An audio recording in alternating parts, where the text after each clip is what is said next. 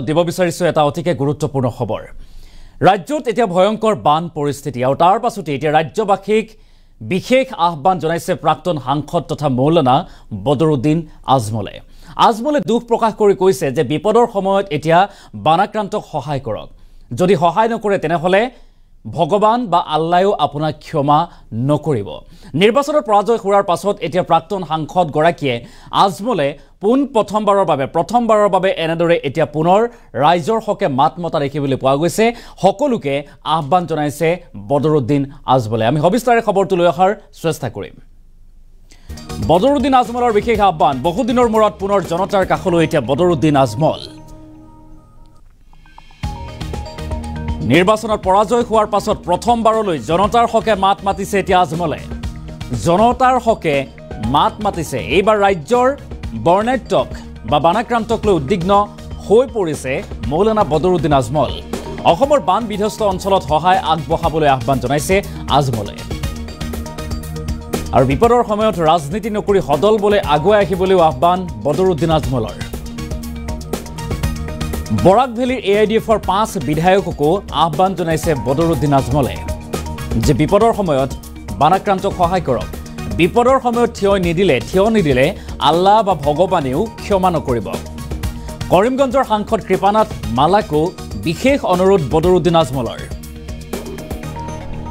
আৰু লাখ লাখ মুছলমানে আপোনাক ভোট দিছে গতিকে এই মুছলমান লোকৰ বানাক্ৰান্তৰ মাজত আপুনি যাওক সহায় কৰক জাতি ধৰ্ম বৰ্ণ নিৰ্বিশেষে সকলোকে সহায় আগবঢ়োৱাৰ আহ্বান জনাইছে বদৰুদ্দিন আজমলে আৰু আনহাতে কৰিমগঞ্জৰ ব্যৱসায়ী তথা পুঁজিপতি সকলোকে বিশেষ আহ্বান জনালে বদৰুদ্দিন আজমলে এটা ডাঙৰ খবৰ এই মুহূৰ্তত যে নিৰ্বাচনত পৰাজয় হোৱাৰ পাছতেই প্ৰাক্তন সাংসদ বদৰুদ্দিন আজমল এতিয়া ৰাইজৰ কাষলৈ পুনৰ ঘূৰি আহিছে জনতাৰ হকে মাত মতা পৰিলক্ষিত হৈছে নিৰ্বাচনত পৰাজয় হোৱাৰ পাছত প্ৰথমবাৰলৈ জনতাৰ হকে মাত মাতিছে বদৰুদ্দিন আজমলে আৰু এবাৰ ৰাজ্যৰ বানাক্ৰান্তক লৈ উদ্বিগ্ন হৈ পৰিছে মৌলানা বদৰুদ্দিন আজমল আৰু আজমলে বিশেষ আহ্বান জনাই উল্লেখ কৰি কৈছে যে সকলোৱে বিপদৰ সময়ত বানাক্ৰান্ত সকলক সহায় কৰক আৰু যদি বিপদৰ সময়ত থিয় নিদিয়ে তেনেহলে আল্লাহ বা ভগৱানেও ক্ষমা নকৰিব বুলি উল্লেখ কৰিছে কেৱল ইমানেই নহয় বৰাক ভেলীৰ 5 AIDFৰ বিধায়ককো বিশেষ আহ্বান যে ৰাইজৰ কাষলৈ যাওক লগতে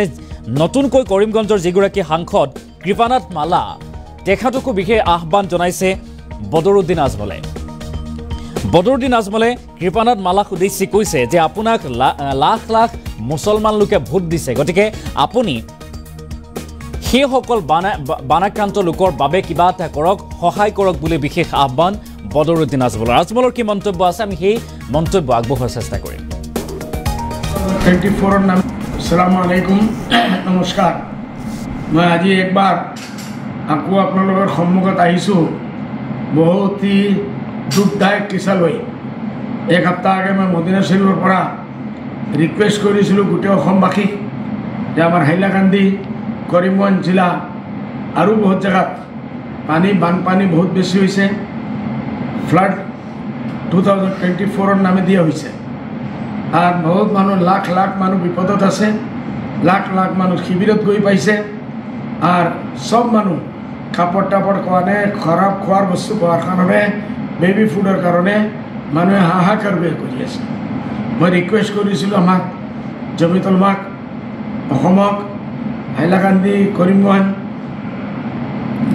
ভাল লাগিছে যে 3-4 দিনৰ পৰা আমাৰ কৰিমগঞ্জ জমিয়তুল মা মৌলানা লোকমান সাহেব মৌলানা মেহবুব সাহেব আৰু তেখেতৰ সাথী সংগীসকলে মিলি নাও তোলাই হাজাৰ হাজাৰ পেকেট ৰিলিফ বিতৰণ কৰি আছে হাইলাকান্দিৰ মৌলানা তাজউদ্দিন সাহেব বাহাৰ ভাই আৰু বহুত মানুহ নামিছে পहिले এনেকুৱা নাই যে কৰিমগঞ্জৰ মানুহৰ পইচা নাই বহুত পইচালা আছে ডাঙৰ ডাঙৰ পইচালা আছে আৰু হাইলাকান্দিতো আছে ডাঙৰ ডাঙৰ বেপাৰীসকল আছে পहिले মই ৰিকুৱেষ্ট কৰাৰ পাছতো আজিলৈকে কোনো এটা অৰ্গেনাইজেশ্যন কোনো সংগঠন দুই একটা গ্ৰুপে পলিটিক্যালি মই দেখিছোঁ যে 1 কাৰ্টুন 5,000 টকাৰ 1 কাৰ্টুন বিস্কিট আৰু পানী লৈ ওলাইছে নাৱৰ ভিতৰত শ্বুটিং কৰি আছে এইটো কি হৈ যাব ইমান ডাঙৰ বিপদৰ পৰা এতিয়া মই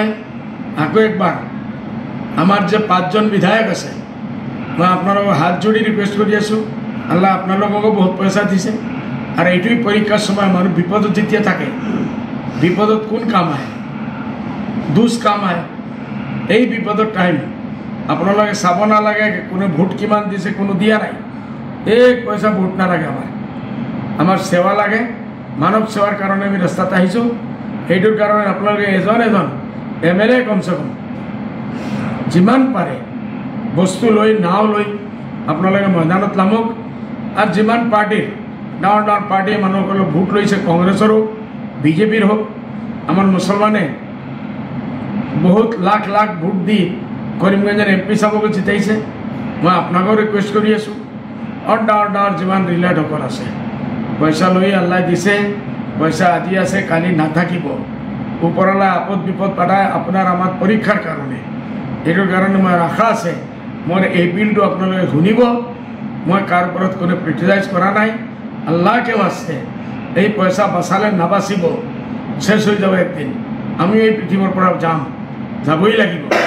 এই যে মানুহ হিন্দু মুছলমান হোক, যিকোনো জাতি ধৰ্ম বৰ্ণ নিৰ্বিশেষে আপোনালোকে ময়দানত নামি এই মানুহবিলাকক সাহায্য কৰিব বুলি মই আশা ৰাখিলোঁ। মই আকৌ একবাৰ হাত জোৰি আবেদন কৰি আছোঁ, নিবেদন কৰি আছোঁ, আপোনালোকে ময়দানত নামি এই মানুহবিলাকক 1 টকা 2 টকা 5 টকা যি পাৰে এইটো সাহায্য কৰক। খোদা হাফিজ। মোৰ আশা আছে আপোনালোকে এই কথাটো শুনিব। কিছু মানুহ মোৰ এই বিলৰ পিছত ময়দানত নামিব, মই আশা ৰাখিছোঁ। খোদা হাফিজ। জয় হিন্দ, জয় আই অসম। আসসালামু আলাইকুম, নমস্কাৰ। মই আজি একবাৰ আকৌ আপোনালোকৰ সন্মুখত আহিছোঁ বহুতই দুখদায়ক কিছা লৈ।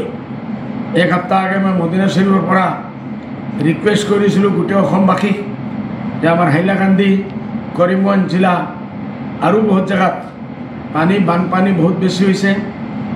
ফ্লাড 2024 নামে দিয়া হৈছে।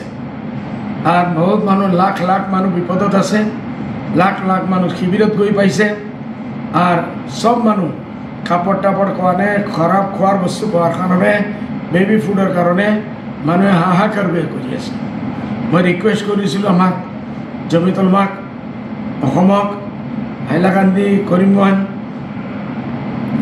ভাল লাগিছে যে 3-4 দিনৰ পৰা আমাৰ কৰিমগঞ্জ জমিয়তুল উলামা, মৌলানা লোকমান সাহেব, মৌলানা মেহবুব সাহেব আৰু তেখেতৰ সাথী সংগীসকলে মিলি নাও তোলাই হাজাৰ হাজাৰ পেকেট ৰিলিফ বিতৰণ কৰি আছে।